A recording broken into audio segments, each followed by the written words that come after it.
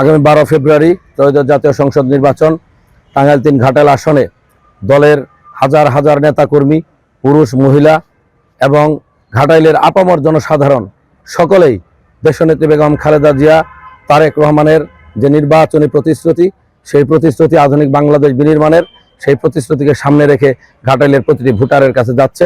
আনন্দমুখর পরিবেশে আমরা নির্বাচন পরিচালনা করছি।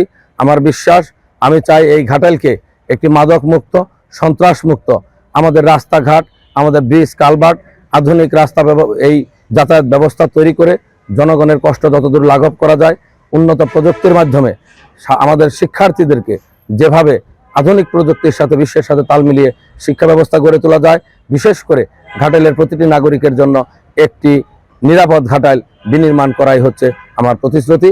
ইনশাআল্লাহ ভোটাররা আমাদের সাথে রয়েছে। আগামী 12 তারিখ আমরা বিপুল ভোটে বিজয়ী হব বলে আশা ব্যক্ত করি।